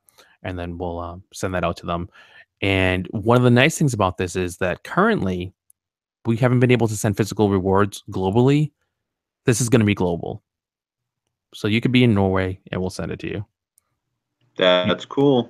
And yeah, I mean, like, it's going to cost someone $60 to get this. And you might be like, oh, that's a lot of money.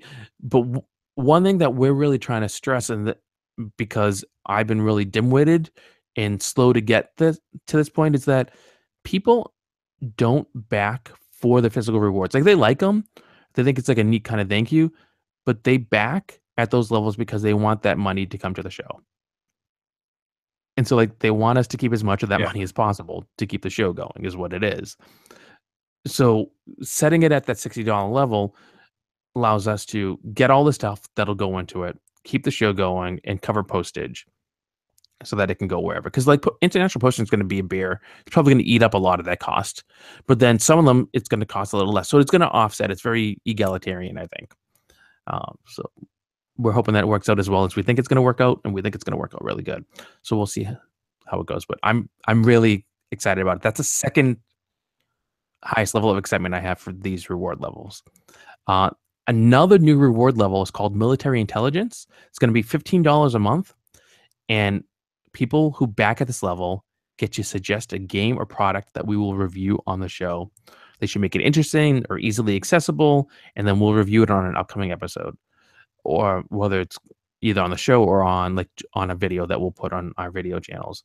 So like Alex, let's say you had decided you want us to review some Splintered Light stuff. You back at that level, say, do Splintered Light, whatever, pick a figure or something. We'd buy the Splintered Light stuff. We would review it. We'd paint it and do whatever. So we'll do that kind of stuff. It should be kind of cool.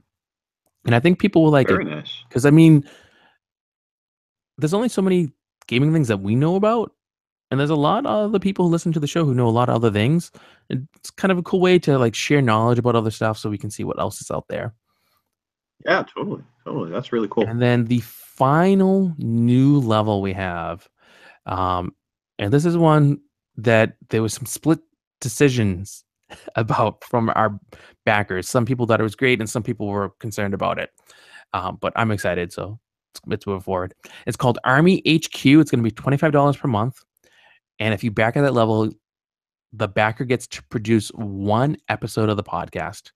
They get to pick the topic. They get to pick what segments we do in the order of the segments, so that they kind of get control of that. We have final say. So if like a backer's like, I want you to do an episode on wrestling, we're not doing an episode on wrestling because there's no other shows. I wrote my senior thesis on wrestling. Did you know that? I did not know that. That might change how I think about you one way or the other. We'll see. We're not going to do an episode on wrestling. I'm sorry, Alex. Okay. It was for anthropology, by the way. That was the subject. Okay. Or like if someone was like, they wanted us to do a certain slant on things or trying to get editorial control over like our review of stuff, like that's not allowed. But you generally get to pick like, do you want mailbag to be at the beginning of the show? Or do you want us to not do mailbag? Do you want us to do more like what gaming did we do recently or like that kind of stuff? Or do you want us to do an episode about bolt action? Like we'll do a bolt action episode, like that kind of control. So that should be fun, I think, to give people a chance, a little bit behind the scenes look at stuff. Nice. So those are new things we're doing, some new changes. But as I said, January 2018 is when they begin and when you can sign up for all those, and we'll have all the big changes. We'll try to remember to remind everyone about that in case anyone who's not a backer wants to become a backer and back at this kind of stuff. But that's all through Patreon, wargamingrecon.com/Patreon.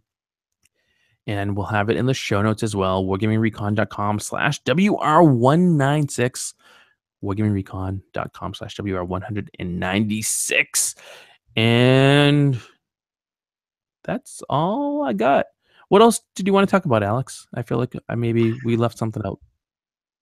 No, I think we got everything. Getting very close to the episode 200.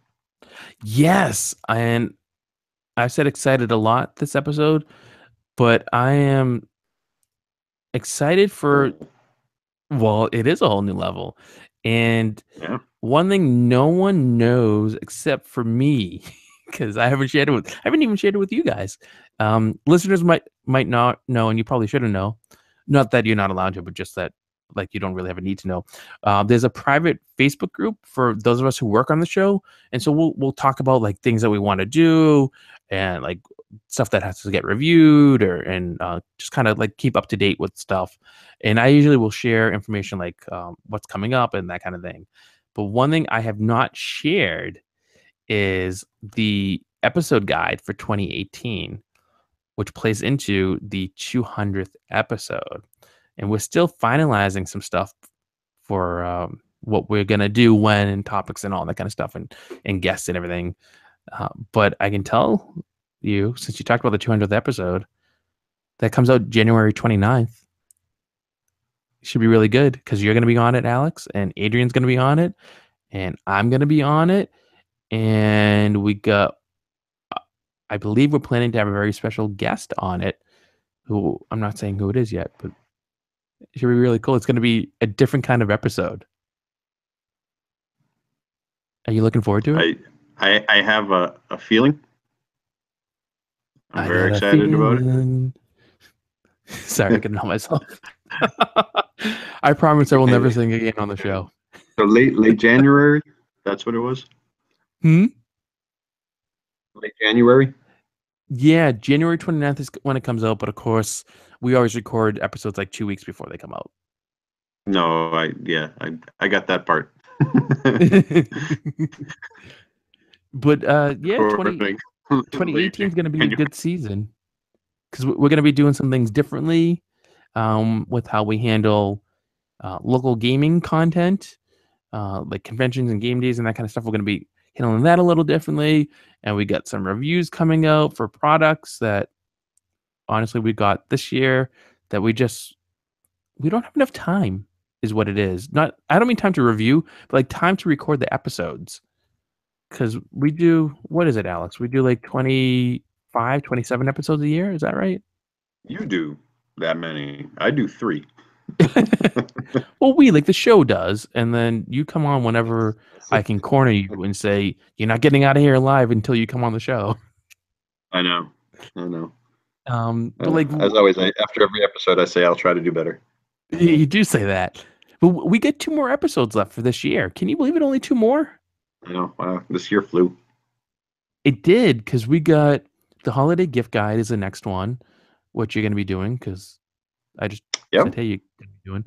And then we got the final episode of the new episode of the year, I should say, where Mike Payne's going to be talking about Carnage. And then we're doing our 2 best of episodes, and then 2018 begins on January 15th. That's awesome. What a year it's been. I mean, you know my own personal history in this year, so I'm happy to close out 2017. Yeah, To the new one. but it's been quite a year for the show. And as people who listen into this episode, if you didn't skip through the beginning, the opening credits of this episode, and you would have noticed it with last episode, but we didn't really get to talk about it. But you'll have noticed that there's a new sponsor for the show. So we have 2 sponsors, which I'm very excited about. We got Enfilade. They are the largest tabletop wargaming historical miniatures convention west of the Mississippi. They're out in the Pacific Northwest in Olympia, Washington, and takes place every Memorial Day weekend. And they're really exciting. I've never been, but I've seen pictures, and I talked with the convention director there, Alyssa Faden, who people might know from her cartography and her gaming, and she's an industry person, and she's just super smart is what it is. Anything you want to know about ancient Rome, she seems to know. So she's pretty cool. But they're a new sponsor. They're joining Huzzah, which is great. So like we're sponsored by conventions coast to coast is what it is. It's kind of funny. So that's pretty cool. So it should subtitled all the things you're excited about, by the way. Yeah, they really should. And There's been a list of everything that you've been super excited about. I think that'd be a fun thing. Maybe fun's not the right word. I think that'd be an interesting thing for a listener to do. And just like keep track of every time I'm say that I'm excited about something. And then we can like guess to see like who's closest. And then whoever's closest wins something. I don't know what.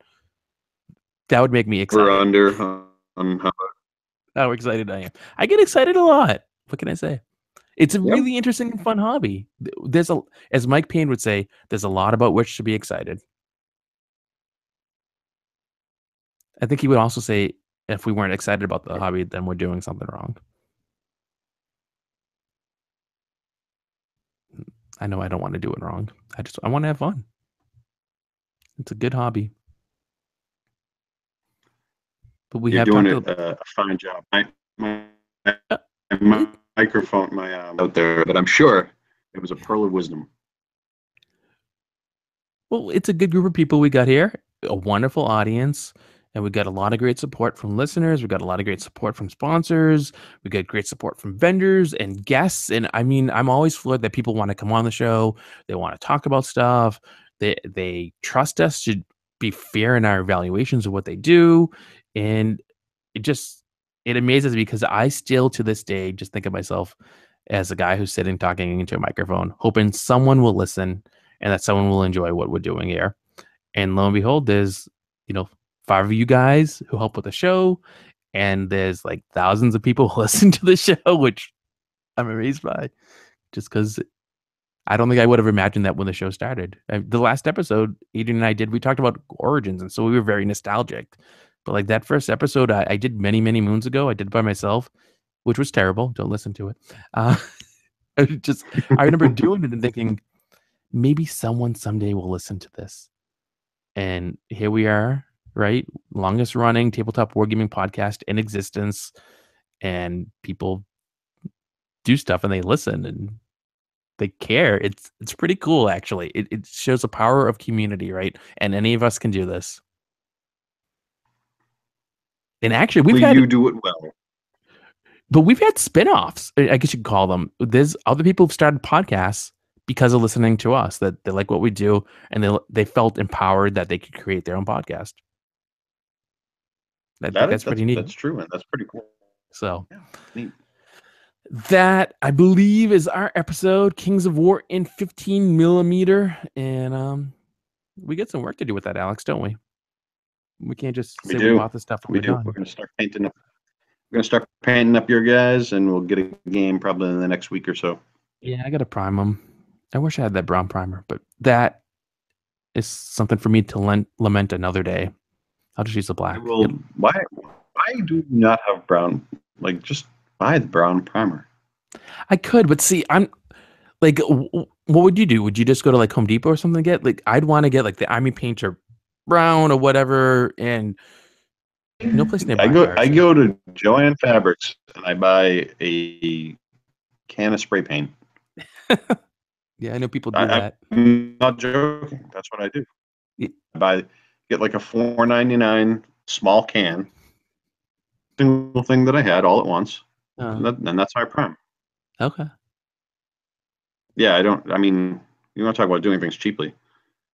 No, I know. It's just I'm always worried that it's not going to cover right, or it's going to be problems. Or like that's craft paint, maybe not appropriate for models. I mean, I've heard horror stories, and so I'm like, I'm going to go to the hobby store and I'll go to the bunker and see what they got. But like, I'm not driving to the bunker to go buy spray paint. Not right now, anyway. Go to Joann Fabrics, which is just down the street from you in Walpole. It is. It is just up the road. We could just go and. Someday I'll sit down and I'll talk about my painting. But I do a lot of my painting with craft paints. I do have a set of Vallejo, and I do use them. But I have more colors that I like that are in craft paints, and I'm no Jack Sarge, but I think my paintings come out pretty good. They hold their own. Well, you floor me though. You use craft paints. That I don't know how to respond to that. I respond to it. They work. People think they don't work. They work just fine. Well, I don't have anything. I don't have anything to say about that. Just I don't know what to say. I feel like that's a whole nother podcast episode. I can give. I mean, I don't know. Maybe somebody looks at my stuff and they say they're terrible. So, but I think it's table ready. I think it passes the eye test. So you can do a lot with very, very cheap supplies. Well, I think listeners should join the Wargaming Recon Facebook fan club page and see some of the pictures that you posted and chime in about whether they think the craft paint is sufficient or if people should be using Vallejo or other hobby paints. Yeah, don't shred me, please. I do the best I can. Oh, well, this has been a joy. I hope people enjoyed listening to it. And you can get the show notes at wargamingrecon.com/WR196. That's wargamingrecon.com/WR196. It has all the stuff we talked about, all those good things, and you can find out about the new stuff that's coming out and just all that kind of stuff. And I know we'll have updates, right, Alex? As we move forward with Kings of War, we'll pop in from time to time to talk about it and see how that's going. Yeah, I'd like to do a battle report. I think that'd be fun. That is possible. You can definitely do that. All right, we'll try to get that set up then. Did you pick up on me saying that you could do that? Did. Yep. Okay. I wasn't sure. I just had to put a finer point on that. Well, thank you for being on the show, Alex. It was nice being able Thank you for to having me. wrangle you away and get you on. And Always. Yeah, I hope I wish, that I hope the Wi-Fi slipping in and out wasn't too bad. well, I wish I knew what the secret sauce was to get you to be on more often. So I'll have to figure out other torture methods to get you to be on episodes because it's always a joy. Thank you. I appreciate it. I'll try. I'll try, man. Okay. Well, thank you everyone for listening to this episode of Wargaming Recon. You know that no matter how busy you are, no matter what's going on in your life, and how much time you're trying to figure out what adjustments you need to make to change your favorite set of rules to a different scale or time period or manufacturer, you know that you have to, you gotta, you need to keep on gaming.